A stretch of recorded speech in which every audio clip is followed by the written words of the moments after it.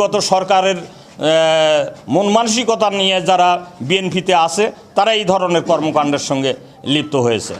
তাহলে ছাত্র আন্দোলন করা হলেও আমরা জীবন দিলাম, আমাদের কলিজার টুকরো, আমাদের হৃদয়ের স্পন্দন, আমাদের ছাত্ররা জীবন দিল। সেই জীবন দেওয়ার অর্থ কী?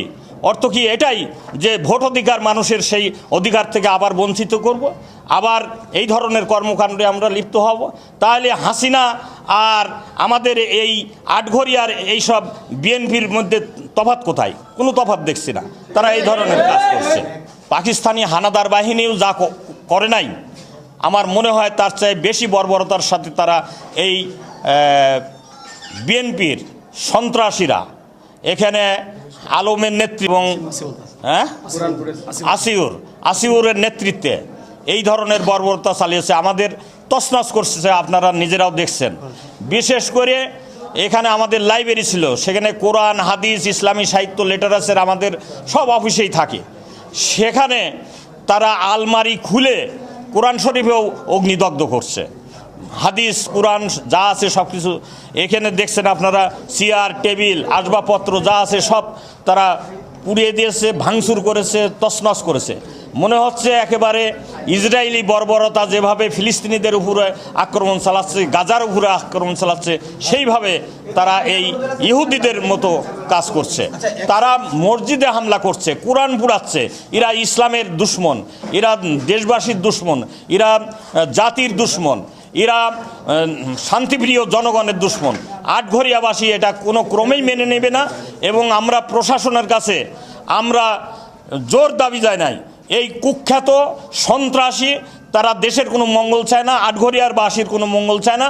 তারা সন্ত্রাসী কাজ, ইতিপূর্বেও তাদের নামে অনেক কলঙ্কজনক বিষয় রয়েছে। তারা চাঁদাবাজি করে, তারা লুটপাট করে, তারা মানুষকে মারে। দীর্ঘ 50 বছর আমরা কিন্তু সহ্য করেছি। আমাদের উপরে জুলুম করা হয়েছে, নির্যাতন করা হয়েছে। আমরা প্রতিবাদ করি নাই, আমরা প্রতিহত করি নাই। অগ্নিস্ফুলিঙ্গ যদি একবার চাপিয়ে পড়ে, আওয়ামী লীগ যেভাবে পালাতে বাধ্য হয়েছে, বিএনপি কেন, যত সন্ত্রাসী হোক না কেন, তাদের বাংলার মাটিতে জায়গা হবে না। কলেজ প্রশাসন, পুলিশ প্রশাসন এবং সিভিল প্রশাসন তফসিল ঘোষণা করে অভিভাবকদের নিরাপত্তা দিতে ব্যর্থ হয়েছে। নিন্দা এবং প্রতিবাদ জানায়। অপকর্মে যারা জড়িত, আগামী 24 ঘন্টার মধ্যে তাদের দৃষ্টান্তমূলক শাস্তির ব্যবস্থা করতে হবে।